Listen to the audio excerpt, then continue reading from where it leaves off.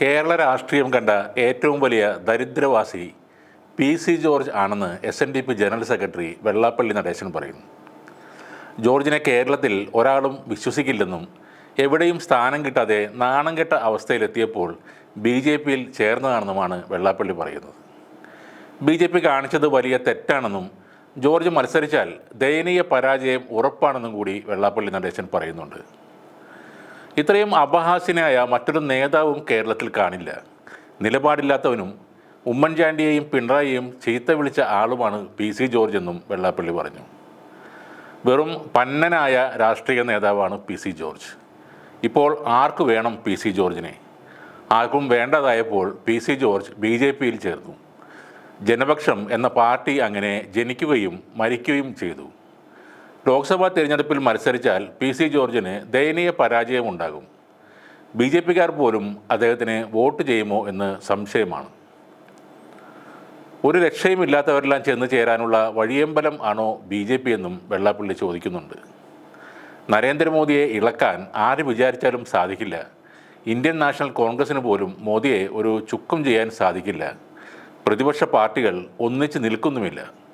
നരേന്ദ്രമോദി അതുകൊണ്ട് തന്നെ ഇനിയും 5 കൊല്ലം കൂടി ഭരിക്കും എന്ന് ഉറപ്പാണെന്നാണ് വെള്ളാപ്പള്ളി പറയുന്നത്.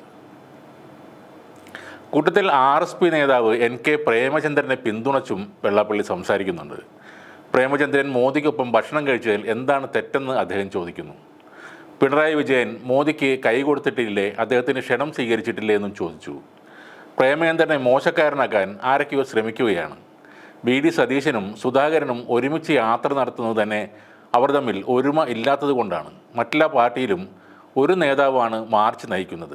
രമേശ് ചെന്നിത്തല കോൺഗ്രസിലെ ഒരു മാന്യനാണ്. ഇപ്പോൾ പാർട്ടിയുടെ തലപ്പത്ത് ഇരിക്കുന്നവർ തറപറ പറയുന്നവരാണെന്നും വെള്ളാപ്പള്ളി പറഞ്ഞു. തുഷാർ വെള്ളാപ്പള്ളിയുമായി ബന്ധപ്പെട്ട ചോദ്യങ്ങൾക്കും വെള്ളാപ്പള്ളി നടേശൻ മറുപടി നൽകി. തുഷാർ വിജയിക്കുമോ എന്ന് താൻ പറയാനില്ല, അപ്രിയ സത്യങ്ങൾ പറയാതെ ഇരിക്കുന്നതാണ് നല്ലതെന്നും അദ്ദേഹം പറഞ്ഞു. അതിനിടയിൽ പ്രേമചന്ദ്രനെ പിന്തുണച്ചുകൊണ്ട് കോൺഗ്രസും രംഗത്തെത്തി. K Muraleedharan, K Sudhakaran, VD. Satheesan എന്നിവർ പ്രേമചന്ദ്രനെ ന്യായീകരിച്ചു. എന്നാൽ LDF നേതാക്കൾ രൂക്ഷമായ വിമർശനമാണ് പ്രേമചന്ദ്രനെതിരെ ഉയർത്തുന്നത്. പ്രധാനമന്ത്രിയുടെ വിരുന്നിൽ പങ്കെടുത്ത പ്രേമചന്ദ്രൻ ഇന്ത്യ സഖ്യത്തെ വഞ്ചിച്ചു എന്നാണ് എളമരം കരീം പറയുന്നത്.